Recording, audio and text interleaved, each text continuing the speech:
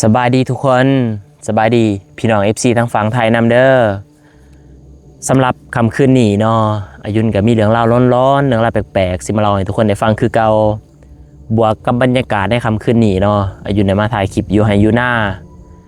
กับในหอบรายเดือนเนาะที่ว่าได้มานั่งถ่ายคลิปอยู่หน้าแบบนี้เนาะกับบรรยากาศตอนกลางคืนนะ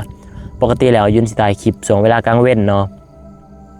แต่มากลางคืนนี่แน่นอนเนาะอายุนกับบ่กล้ามาถ่ายคนเดียวเนาะเพราะว่าอายุนเองก็เป็นคนหย่านผีคือกันเนาะก็เลยได้ส่วนน้องเมย์มาถ่ายคลิปนำเนาะแต่ว่าน้องเมย์ก็นอนเล่นโทรศัพท์อยู่เทิงหน้าเนาะอายุนก็มานั่งถ่ายคลิปอยู่กลางทุ่งนาแบบนี้เนาะบวกกับสายลมเย็นๆกล่าวเข้าสู่หน้าหนาวเลยเนาะทุกคนจะได้การรักษาสุขภาพในเด้อสำหรับเรื่องที่หนึ่งนี่เป็นเรื่องของมูนะสาวอายุนเนาะก็คือน้องของแม่อายุนเนาะแต่ว่ามีมูของเรานะแน่นอนเนาะในครอบครัวในตระกูลอายุนนี่หูแล้วว่าอายุนนี่เฮ็ดอาชีพนี้เนาะถ่ายคลิปเล่าเรื่องพี่ยังนะพอได้มีเรื่องพี่เขาก็สิเล่าต่อกันมาเนาะแล้วน้าสาวก็ได้ไปเก็บข้อมูลนี่แล้วก็มาเล่าให้อายุนฟังเนาะเป็นเรื่องราวประสบการณ์ที่เกิดขึ้นจริงเนาะครั้งหนึ่งของหมู่เราย้อนไปเกือบ20หรือ30 ปีเนาะในอดีตตอนนั้นอายุนสิตั้งซื้อเป็นนามสมมุติเนาะว่าสาวจันนี่เราหากับแต่งงานใหม่ๆเนาะแต่งงานใหม่ๆบัดนี้ผัวเรากับพ่อแม่หันเฮ็ดอาชีพแบบว่าคือส่วนยามเกี่ยวข้าวเกี่ยวน้ำแล้วเนาะเขาสิเริ่มปลูกผักปลูกหญ้าเนาะปลูกผักปลูกหญ้าปลูกมักซาลีปลูกย่างปลูกซังนะยาสูบยายังครับแต่ว่าส่วนพวกเพิ่นมันสิอยู่กับแคมหวยเนาะแคมหวยมันก็ติดกับหน้าแน่กับแม่เนาะติดกับภูเขาแน่กับแม่เนาะก็เป็นป่าใหญ่แหละตะกี้บัดนี้พวกเราก็เลยส่วนไปหานอนสวนเนาะจะขึ้นจากได้ว่าซั่นเปลี่ยนบรรยากาศพอได้เปลี่ยนอีพ่ออีแม่ว่าซั่นหาใส่กับหนูหาปูหาปลานะใส่แหวดักสัตว์ยังก็ส่วนเมียไปก็ไปนำกันเนาะทั้งสองคนผัวเมียก็ออกไปเดินทางย่างเขาป่าไปกับไกลพอสมควรเนาะบัดนี้ไปหอดสวนเวลากลางเว้นหันกับพากันหดพักเนาะปลูกพักแน่หมักพริกหมักเขือแล้วก็กกหญ้าแน่แล้วก็มีกกหมักซาลี่ยังแน่นะปลูกเครื่องกินแน่เครื่องคายแน่แต่หลักๆเลยเป็นกกหญ้าเนาะกกหญ้าสูบที่ว่า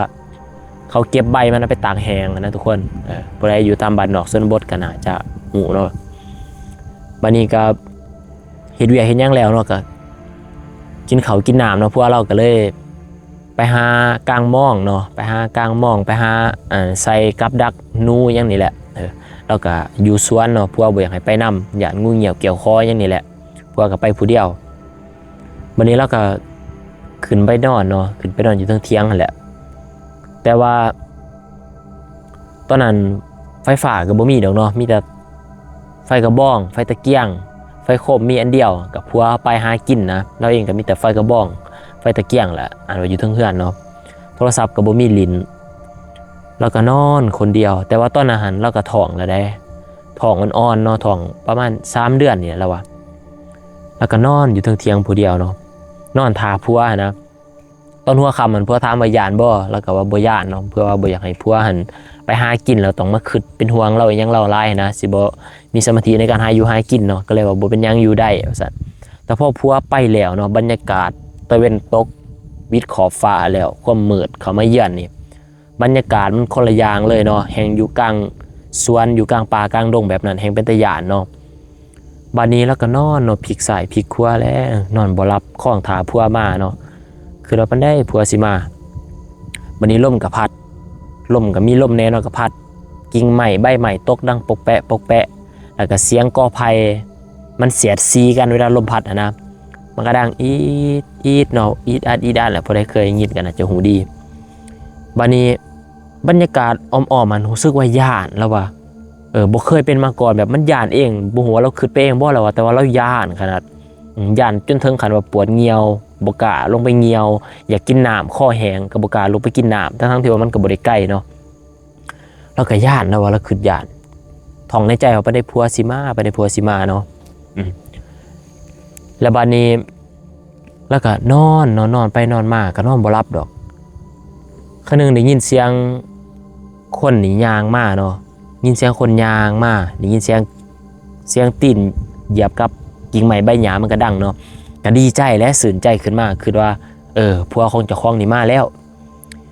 ได้ยินเสียงมาแล้วก็ได้ยินเสียงคนนี่ลักษณะคือว่าเอาเครื่องเอาของก่อไว้กกใหม่น้ำออมเฮือนนะได้ยินกกแกกแหละลุกมาเนี่ยลุกไปก็ห้องใส่ผัวว่าเฮ้ยได้บ่นะกำลังถามเฮ้ยได้บ่มิดน้องบ่มีเสียงตอบรับแล้วก็เอิ้นอีกดังๆเอิ้นซื้อผัวก็มิดบ่มีเสียงตอบรับแล้วก็เอะใจเอ้าหรือว่าหูผาดหูแววบ่ว่าซั่นหักมั่นใจนะว่าเสียงคนย่างมาแล้วว่าคือว่าหรือว่าเสียงหยานตะกี้เขาว่ามีมันก็ลายเนาะหยานมีหยานเสื้อหยานยังขนาดนั้นแล้วว่าหรือว่าเสียงสัตว์บ่คือหยานแล้วบัดนี้ก็มาอัดเนาะอัดประตูแล้วเขามาอัดประตูไปหามีดหาผ้าไว้ข้างบ่อนนอนแล้วเราก็นอนตุ่มผ้าก็ยังสงสัยอยู่กับเสียงที่ได้ยินนอนท่าผัวเนาะตื่นกับความหยานด้นเติบแล้วพอดีเราก็เสือบรับไปบัดนี้ได้ยินเสียงคนมาเอิ้นเนาะเอิ้นให้ใครประตูให้ได้ยินเสียงคนมาเอิ้นใครประตูให้เสียงนั่นก็ปรากฏว่าเป็นเสียงผัวตัวเองแล้วก็ลุกเนาะลุกมาแล้วก็ย่างไปเปิดประตูแต่พอเปิดประตูออกไปกับมีแต่ความว่างเปล่าเนาะบ่มีไผเลยบ่มีผัวหยังเลยนะบ่มีเสียงผัวบ่มีหยังบ่เห็นไผเลยก็คือเอ้าเริ่มเอะใจเป็นเทื่อที่2หรือว่าเฮาฝันแล้วเฮาละเมอไปเองบ่เนาะอยากให้ผัวมาลายแล้วก็เลยคิดฝันไปเองแล้วคิดว่านะก็อัดประตูเข้ามาไว้อีกก็นอนเนาะนอนกำลังสิหลับบัดนี้พอดีได้ยินเสียงคนนี่ย่างเฮือนเนาะได้ยินเสียงคนย่างเฮือนใหม่มันสั่นเนาะมันเป็นเทียงเป็นเฮือนเทียงเฮือนใหม่เท่านี้แหละได้ยินเสียงใหม่มันสั่นไปว่าใหม่แป้นเข้าบ่ได้ตอกตะกี้มีแต่เขาไปปูใส่ซื่อๆนะแล้วเหยียบเวลามีคนเหยียบมันก็สิโยบลงแล้วมันก็สิดังแอดนะแบบไม่แป้นบ่เพียงนะมั่นใจแล้วมันเสียงคนยางแล้วมั่นใจแล้วกำลังสิรับแหละตัวมั่นใจว่าเสียงคนยางก็เลยเอิ้นซื้อผัวเนาะเอิ้นซื้อผัวบัดนี้กับมิดบ่มีเสียงตอบเมื่อบ่มีเสียงตอบคือจังซั่นแล้วเราก็เลยค่อยๆเนาะด้วยความสงสัยแหละมันผู้ใดนะขี้ลักบ่คิดว่าเนาะก็คิดย่านโจรย่านหยังไปละก็เลยคอยย่องออกมาจากมุ้งแล้วก็คอยคานเนาะคอยคานเงียบๆเท่าที่เราสิเงียบได้คานเงียบๆเข้าไปบัดนี้ก็ไปก้มหน้าซองเบิ่งเนาะมันก็สิมีไม้แป้นที่เขาตอกมันก็ห่างๆเนาะซองออกไปแต่ว่าด้านนอกเนี่ยมันก็พอแนมเห็นอยู่แล้วเนาะมันก็แจ้งๆหน่อยนึงแนมออกไปบัดนี้เห็นเป็นเงาคนเห็นเป็นเงาคนประมาณ2คนแต่ว่าเป็นเงาเบิ่งบ่ออกว่าเป็นผู้หญิงหรือผู้ชายเป็นเงาดำๆเนาะกำลังแบบหาแนวกินอยู่ถึงเฮือนนะอยู่บนหุ่นขวากำลังแบบหาแนวกินบนหุ่นขวานะเปิดหม้อเปิดยังนี่แหละเราเห็นซะเราก็หยาดเนาะสั่นแล้วก็สั่นเราว่าโอ้ยคือสิบ่แม่นจักสิเป็นผีสิเป็นคนหักหยาดแหละโหแต่ว่าบ่เป็นผัวตัวเองเลยเห็นสองเงา2คนเนาะแล้วก็หยาดสั่นแล้วว่าหยาดสั่นคือจังซั่นแล้วบ้านนี้จักว่าด้นปานใดดอกพอดีเงานะหั่นคือมันหูว่ามีคนแนมเบิ่งนะมันก็หยุดแล้วก็คอยแงนหน้ามาเบิ่งเนาะหันหน้ามาเบิ่งพร้อมกันได้เงา2อันนั้นหันหน้าแงนหน้าไปเบิ่งพร้อมกันก็แนมมาเบิ่งเราเนาะเราก็ง่ายเงือบลงเลยด้วยความตกใจนะสะดุ้งแบบง่ายเงือบง่ายลังไปเลยแล้วก็ห้องเนาะห้องสุดเสียงเลยห้องหยาดยังไงแบบคนเลอใต้แบบหยาดแห้งแล้วอะห้องสุดเสียงบานี้สิเป็นพวกเราได้ยินเนาะกำลังแบบหาอยู่หากินเนี่ยได้ยินเสียงเมียก็หีฝ่าวแลนมาหาแลนขึ้นมาหอดเที่ยงกับเอิญเมียแล้วว่าเฮ้ยเป็นยังนะถามเป็นยังบานี้เมียหันสติแตกไปเลยแหละมีแต่ห้องแล้วว่าห้องพอดีบอกขออภัยเนาะเราหันพอดีเงียวใส่สินเลยผู้เป็นเมียนะความว่าหยาดเนาะเงียวใส่สินเลยแบบอันเงียวปนเงียวแหละหรือความว่าเราหยาดมาแบบนี้ครับกอดผัวหายแล้วนี่จะคือไปด้นแท้หายผัวจะคือไปด้นแท้ยังไงนะจะคือป้าเขาอยู่จัง4หายผัวเป็นผัวของข่อยก็หากินข่อยก็บ่ได้อยู่ใกล้ดอกว่าซั่นข่อยอยู่แถวนี้แหละก็หายเป็นยังเราหายอย่างเดียวแล้วว่าข่อยย่านมีแต่บอกสำนีข่อยย่านกอดผัวแต่ผัวก็เบิ่งออกแล้วว่าเมียนี่ย่านแห้งแล้วบ่เคยเป็นแบบนี้บัดนี้ก็เลยบ่ถามเมียย่านเมียสิย่าน ก็พากัน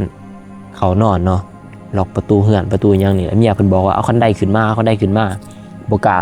ก็ไม่เอาคันไดขึ้นดึงคันไดขึ้นมาไว้บนบ้านนะมันเป็นเฮือนใหม่2 สันเนาะเฮือนเตียงหน้าดึงคันไดขึ้นมาไว้บนบ้านแล้วก็เขานอนเนาะเขานอนพอดีตื่นตามาเสา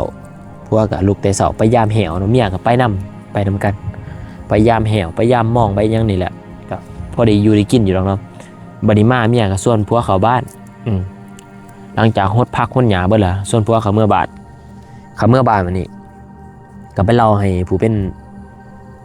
พอเป็นแม่พังเนาะผู้เฒ่าผู้แก่ก็เลยบอกว่าหันแหละครับว่าผีป่าเนาะหรือว่าผีป่าหรือว่าผีไห้ผีสวนผีเจ้าที่เจ้าทางนะเป็นอยู่แถวนั้นเนาะผู้เจ้าไปนอนผู้เจ้าบ่บอกบ่ขอเป็นหยังนี่แหละเพิ่นแบบมาหาอยู่หากินของเพิ่นก็บ่เป็นหยังดอกเนาะแปลว่าผีป่าผีไห้ผีสวนเพิ่นผู้เจ้ากินข้าวกินน้ำผู้เจ้าบ่แบ่งให้เพิ่นหยังนะความหมายบ่บอกบ่ขอเพิ่นเนาะบัดนี้ตะกี้หันพ่อแม่ก็เจอคือกัน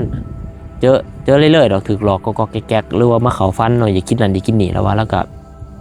ให้เนาะแต่ว่าก่อนสิลงให้ลงสวนแต่ละเทื่อนี่ผู้เป็นพ่อนี่สิได้ขาไก่เนาะเสือดไก่ขาไก่เอาเลือดไก่นี่ไหวบนหัวให้ป้ายหน้านะแล้วก็ต้มไก่ยังไปให้เนาะต้มไก่เป็นโตไปให้เหล่าข้าวยาสูบคล้ายๆคือว่าเฮาไหวเจ้าที่เจ้าทางนะแต่ว่าผู้เป็นลูกสะใภ้นี่ครับคือว่าแล้วเพิ่นบ่ทันคุ้นหน้าคุ้นตาเนาะลูกสะใภ้มาอยู่ใหม่เพิ่นก็สิมาหลอกบ่หรือว่ามาทักมาถ่ายก็บ่ฮู้เนาะแต่ว่าลูกสะใภ้นี่ญาติเนาะเห็นจะๆเลยแล้วว่าที่แรกหันคือเราเต้นคิดไปเองแหละได้ยินเสียงคนย่างได้ยินเสียงกอกๆแก๊กๆเนาะไปเบิ่งก็บ่เห็นไผแต่พอไปเบิ่งเทื่อที่3นี่เห็นจังๆเลยหันมานี่ตาแดงแต่ว่าเบิ่งบ่ออกว่าเป็นผู้หญิงหรือผู้ชายแต่ว่าลักษณะนี่เป็นเงาดำๆเนาะแล้วว่าครั้งแรกครั้งเดียวเนาะที่เราเจอประสบการณ์แบบนี้เนาะอันนี้ก็เป็นเรื่องราวของหมู่และชาวยุนที่มาเล่าให้ฟังทุกคนแล้วเรื่องต่อไปนี่อันนี้นี่เรื่องคนหูจักนี่แหละเนาะมาเล่าให้ฟังเราหันเป็นทหารคือกันอันนี้เราเล่าให้ฟังว่าตอนยังหน่อยหันอายุประมาณ15-16 ปีนี่แหละไปใส่เบ็ดแบบนี้ก็ใส่เบ็ดกบนี่เนาะตามหัวไห้ปลายหน้านี่แหละแล้ววันนี้ก็เลยว่าอยากได้หน่อไม้เนาะหน่อไม้ก็คือหน่อไม้เขาเอิ้นหน่อไม้สางไผ่บ่รู้หน่อไม้ไผ่บ้านอันยุนก็บ่ฮู้ดอกแต่ว่าเจ้าของหน้าเพิ่นนี่เพิ่นสิบ่มักอยู่เนาะก็คือแบบว่าเที่ยวเขาเที่ยวออกบ้านนั่นแหละบัดนี้เด็กน้อยเพิ่นหันมันไปใส่เบ็ดกบก็ไกลๆกับหน้ามันเนาะไปใส่เบ็ดกบบัดนี้ก็เลยคิดว่าอันนั้นไปหาหน่อไม้พอได้หน่อไม้มาต้มเสิร์ฟนะเอามาต้มแล้วก็จำกับแจวมาจำกับปนกบปนเขียดนะคืออยากแบบนั้นเนาะก็เลยเขาไปเจตนาคือสิไปลักแหละเพราะว่าหูทั้งหูว่าเจ้าของเขาบ่อยู่เด้ก็เขาไปเนาะเขาไปก็ไปหักหน่อไม้เนาะหักก็แก๊กนี่แหละพอดีได้ยินเสียงคนหักหน่อไม้คือกันอยู่ทางหน้าเพิ่นก็ตกใจได้ตกใจคือว่าเอ้ามันผู้ใดมาหักหน่อไม้แถวนี้นะตกใจบัดนี้ก็เลยคือญาติมันเป็นเจ้าของเขาบ่เนาะก็หอบเอาหน่อไม้ที่ตัวเองได้ฝ่าเมื่อเพราะว่าได้ยินเสียงคนหักหน่อไม้คือกันเด้ฝ่าเมื่อบัดนี้ก็ไปย่ามเบ็ดกับเมื่อเนาะเมื่อแม่ก็เลยว่าจะไปเก็บหน่อไม้อยู่ไสมาซั่นก็บอกว่าไปเก็บอยู่เฮือนหลังนั้นแม่ว่าอุ้ยจะสมาไปเอาของเพิ่นซั่นจะบ่ญาติบ่ซั่นจะได้เพิ่นจับได้หลายท่านเพิ่นสิลงโทษเพิ่นสิปรับสิไหมได้แม่ก็เลยห้ามเตือนอย่าไปเฮ็ดแบบนี้อีกเด้อแม่เพิ่นบอกนะบัดนี้พอดีมาต้นหัวค่ำเนาะหลังจากกินข้าวแล้วนะสิไปย่ามเบ็ดบัดนี้สิไปย่ามเบ็ดกบเพิ่นใส่ไว้นั่นแหละแต่ว่าบ่กล้าไปผู้เดียวก็เลยชวนให้เอื้อยไปนำเนาะเอื้อยเพิ่นอายุประมาณ16-17 ปีนี่แหละก็ไปนำกัน2 คนเนาะเอ้ยเนาะถือไผโคมคนละอันไผทราย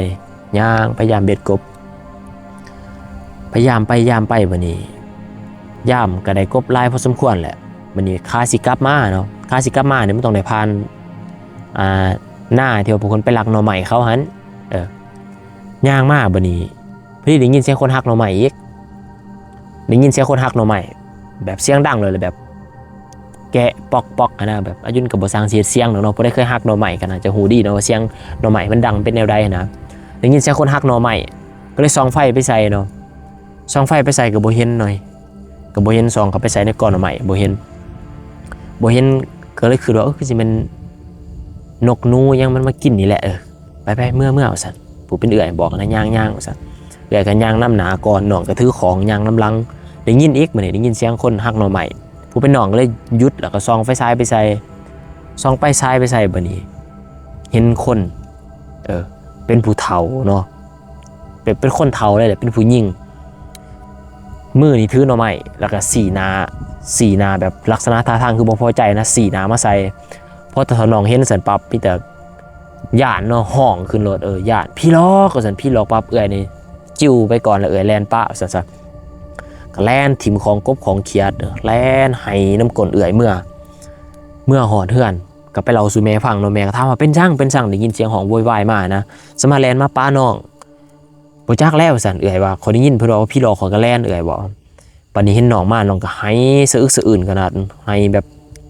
เพิ่นว่าพี่หลอกเพิ่นแม่ว่าพี่อยู่ไสพี่อยู่ก้อหน่อไม้พี่อยู่ก้อหน่อไม้เพิ่นว่ากับเพิ่นที่ไข่เลยตื่นมาเด็กหน่อยนะไข่จน2-3 มื้อนั่นแหละจังเช้าเนาะจังไข่แน่กับพี่แม่ก็เลยถามว่าเป็นจังได๋เห็นจังได๋นะหลังจากเพิ่นสวงไข่แล้วเนาะเพิ่นก็เล่าให้ฟังว่าเพิ่นเห็นแบบนั้นแม่ว่าจื้อบัดนี้อย่าสิไปลักของคนอื่นเด้อว่าซั่นเห็นบ่มันบ่ดีมันเป็นบาปได้คนบ่เห็นแต่ผีเห็นว่าซั่นผีก็คือผีว่าผีให้ผีหน้าผีหัวผีสวนหรือว่าผีเจ้าที่เจ้าทางที่เพิ่นเผาเนาะคนบ่อยู่เจ้าของเขากับบอกกับขอบอยู่แล้วว่าเจ้าที่เจ้าทางเบิ่งเฮือนเบิ่งซ่านเด้อผู้เฒ่าผู้แก่สิเคยเป็นเนาะเวลาเฮาบ่อยู่เฮือนให้เฮือนสวนเฮือนหัวเฮือนหน้าหยังนะผู้เฒ่าเขามักสิบอกแบบนี้ว่าเบิ่งเฮือนเบิ่งซ่านเด้อว่าซั่นอันแล้วเนาะก็เลยถูกหลอกอย่างเราเพิ่นไปลักหน่อไม้ของเขาเนาะเราก็เลยเจอแล้วว่าแล้วแต่นามาอ้ายพุ่นนี่เราก็บ่กล้าเนาะว่าสิไปลักของไผนับแต่บักพริกมะเขือหน่วย1 2หน่วยก็ยาเนาะเราค่อยบ่กล้าเอาเลยแล้วจากนั้นมาเนาะเพราะว่าเห็นตอนยังหน่อยแล้วเราจือเป็นภาพติดตาเลยแล้วเห็นเราย่านเลยเนาะบ่กล้าไปขี้ลักมักศกของไผแน่นอนเนาะการลักการขโมยมันเป็นสิ่งที่บ่ดีเนาะต่อให้จะเป็นของเล็กของหน่อยก็ยาขึ้นชื่อว่าบ่แม่นของเฮานี่มันบ่ดีอยู่แล้วเนาะคนบ่เห็นผีช้างนางใหม่เพิ่นอาจจะเห็นเนาะและที่สูญหายไปกว่านั้นอาจจะถูกผีหลอกคือกับเจ้าของเรื่องนี้เนาะทุกคนแต่ว่าอันคนที่เห็นน่ะกับบรรยากาศกับความรู้สึกตอนนั้นอายุนเชื่อว่าขณะอายุนเราเองเนี่ยยังบ่สามารถเข้าใจความรู้สึกเป็นตาญาตินะตอนนั้นได้ดีเท่ากับเจ้าของเรื่องแล้วเนาะฉะนั้นแล้วอย่าเฮ็ดอย่าเอาจังว่าสิเจอคือกันแล้วมันสิอยู่ยากนะทุกคนเนาะมันสิเป็นภาพร้อนติดตาไปเลยนะอันนี้ก็เป็นเรื่องราวที่อายุนเอามาเล่าให้ทุกคนได้ฟังเนาะโอเคทุกคนเดี๋ยวไปรับชมรับฟังเรื่องต่อไปเนาะเดี๋ยวยุนพักกินน้ำก่อนบาดนึง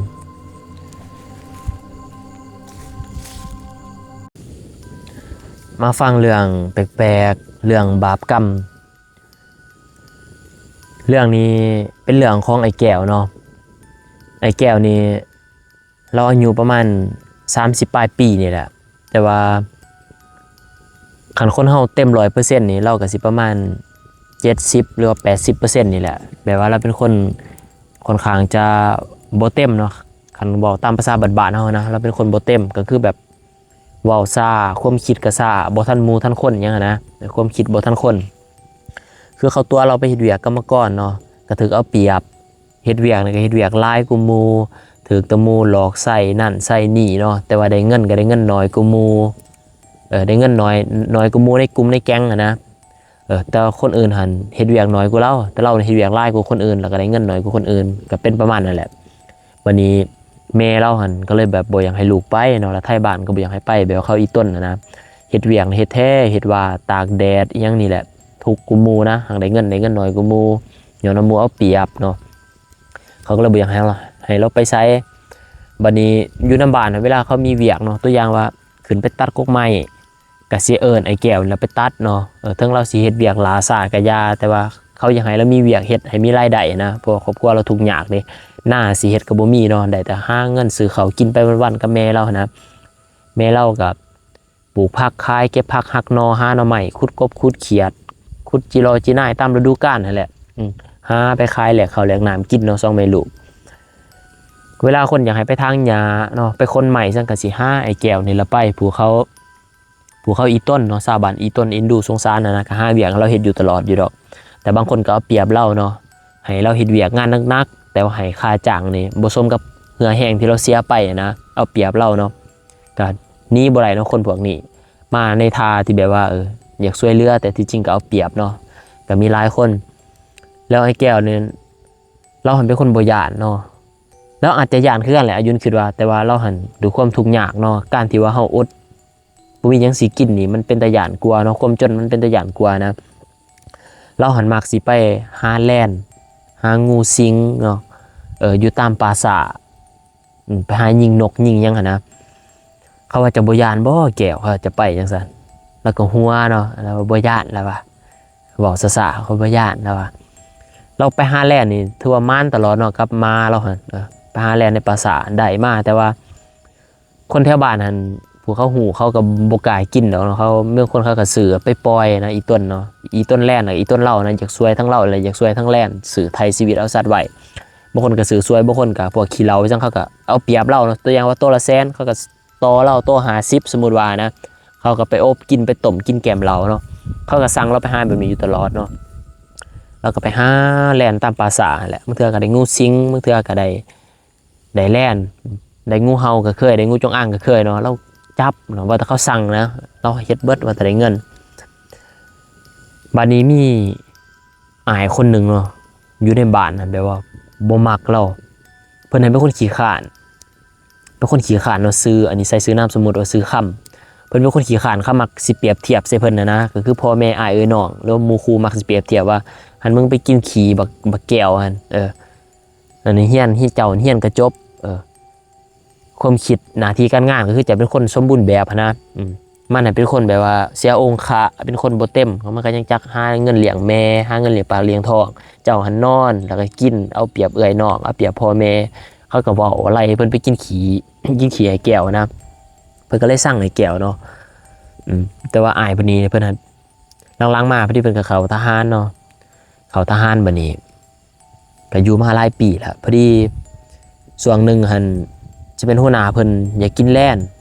เพิ่นหันหาบ่ได้เนาะเพิ่นก็เลยไปบอกไอ้แก้วนั้นไปหาแล่นมาให้เพิ่นเด้อว่าซั่น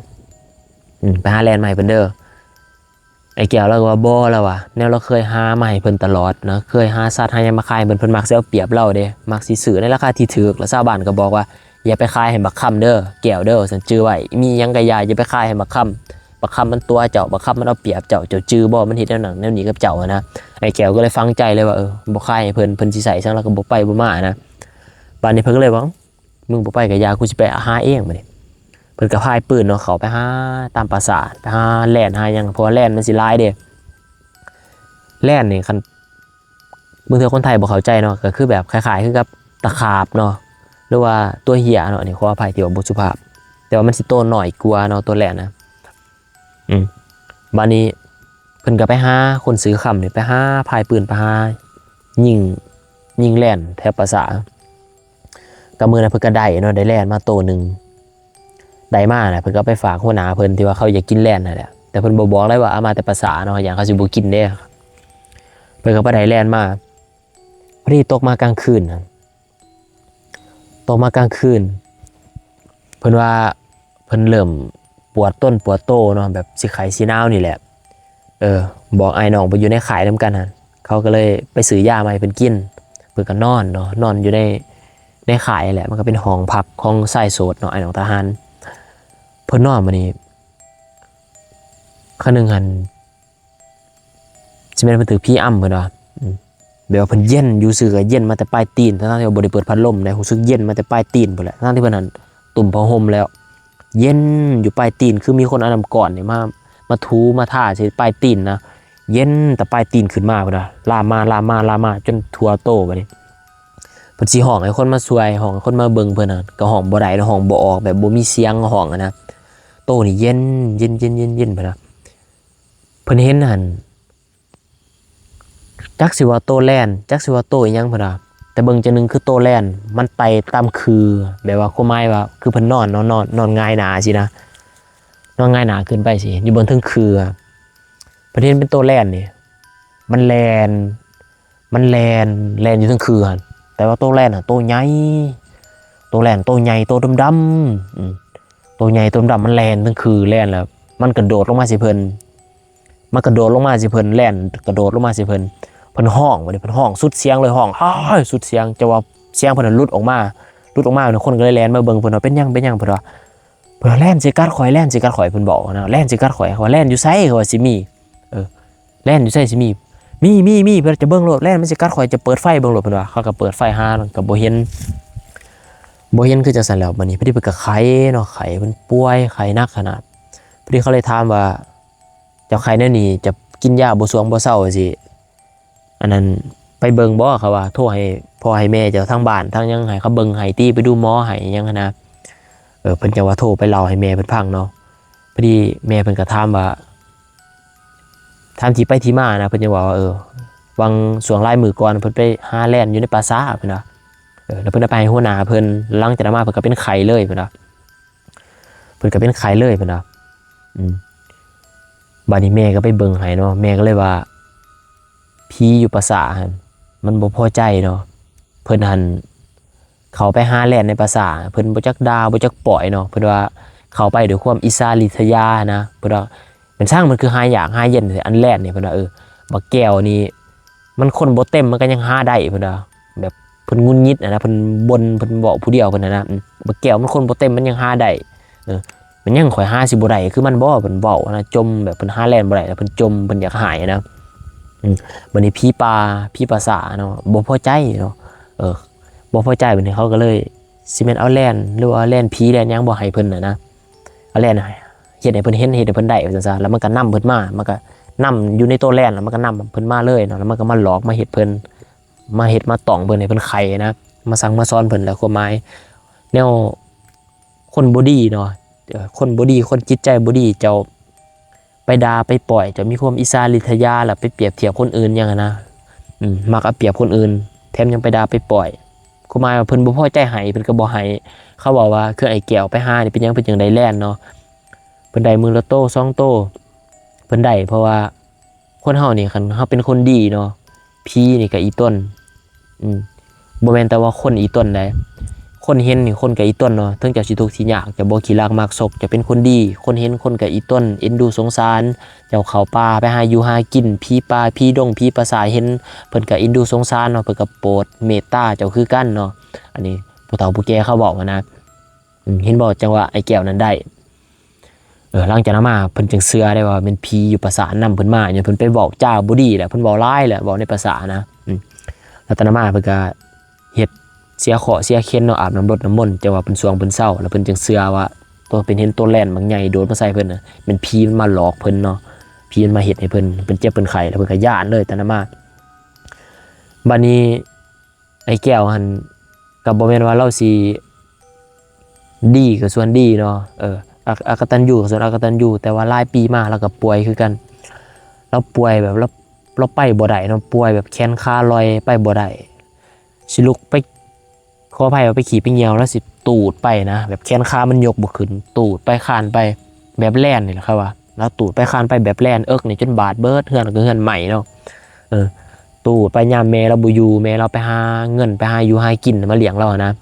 เราสิอยากกินน้ำเนาะเราอยากไปขี่ไปยังเราก็ตูดไปนี่บาดเบิดเนาะใหม่เสียนใหม่มันปักมันบาดเลือดออกแล้วก็ห้องด้วยความเจ็บปวดทรมานแหละไอ้แก้วซาบานไม่เห็นเคยอีต้นเนาะเขาก็เอาเขาหนาใหม่แล้วกินเขาก็เลยบอกว่าเรานี่บาปเนาะแล้วก็เราก็บาปคือกันเพราะว่าเราเห็ดกับแลนบางทีเราก็หักคาแลนบางทีเราก็เห็นบ่เขาเอาหางแลนนะมันมัดเกี่ยวกับคอมันเองนะทุกคนบริใส่เสือกเนาะผู้ใดเขาสำนานเอามือบางทีก็เอาเสือกมัดข่อยลังแลนนะมัดตีนมัดมือมันข่อยลังแล้วเอาหางมันเกี่ยวใส่คอมันล็อกมันไหวนะมัดมันไหวเราก็เห็นแบบนี้เนาะเอาไปคายตลอดอันนั้นก็เป็นเวรกรรมที่เราได้รับคือกันไอ้แก้วนี่จนเราป่วยแบบสันมาเลยได้ประมาณปี2 ปีเนาะ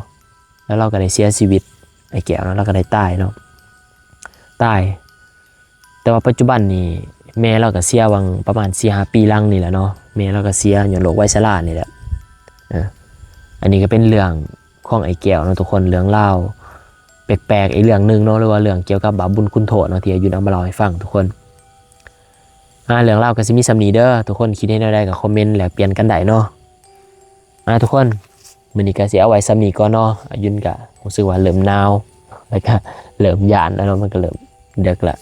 เอาไว้สำนีก่อนเดี๋ยวมื้อหน้าสิมามีเรื่องหยังสิก็พยายามคัดมาแล้วก็มาเล่าให้ทุกคนได้ฟังคือเก่าอีกเนาะผู้ใดเบิ่งหมอรีที่นี่ก็กราบขอขอบใจหลายๆเด้ออย่าลืมกดไลค์กดแชร์กดติดตามให้อายุนเด้อเพื่อเป็นกำลังใจให้กันเนาะ ขอบใจทุกคนที่ติดตามขอให้นอนรับฝันดีเบิดสู่กูสู่คนเด้อบ๊ายบาย